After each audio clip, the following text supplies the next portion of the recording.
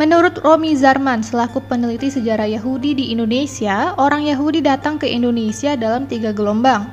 Ishak Yehuda, seorang Yahudi Oman, pada awal abad ke-10 datang ke Sumatera sebagai pedagang. Namun naasnya, dirinya harus meregang nyawa setelah dirampok di daerah kekuasaan Kerajaan Sriwijaya. 3 abad setelahnya, seorang Yahudi asal Mesir datang dan berdagang di daerah Barus, pesisir barat Sumatera. Romy menuturkan bahwa orang-orang Yahudi datang ke Indonesia awalnya hanya ingin memperbaiki ekonomi mereka dengan cara berdagang. Namun pada abad ke-16, datangnya orang Yahudi ternyata diikuti faktor lain. Mereka terusir oleh politik inkuisisi yang terjadi di Spanyol. Menurut Romy, kelompok tersebut akhirnya memutuskan untuk bermigrasi ke Asia. Kelompok tersebut disinyalir menetap di Malaka. Para penganut Yahudi gelombang kedua datang ke Indonesia pada tahun 1602 hingga pada saat kolonial Belanda pada tahun 1819. Romy melanjutkan bahwa sebagian dari orang Yahudi tersebut masuk ke dalam penganut Yahudi Separdi.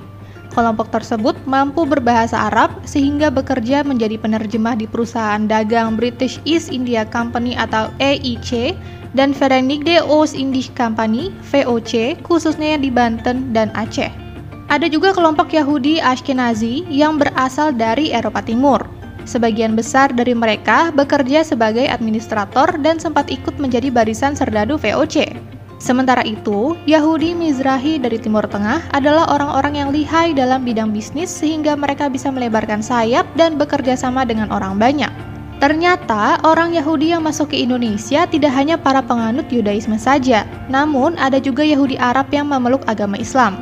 Mereka pun memilih untuk sama-sama bermigrasi dengan kelompok Arab. Romy meneliti setelah bertemu dengan salah satu keturunan Yahudi Arab, mereka ternyata memiliki kontribusi yang cukup nyata dalam menyebarkan agama Islam di tanah air.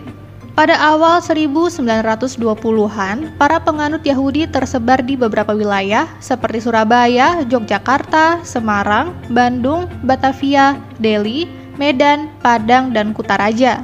Mereka pun meninggalkan jejak dalam bentuk makam yang memiliki aksara Ibrani yang bisa ditemukan di Manado, Kembang Kuning Surabaya, TPU Petamburan Jakarta, dan Pecut Aceh. Namun hingga saat ini, tidak banyak masyarakat Indonesia yang mengetahui atau melihat para penganut Yahudi dengan kasat mata.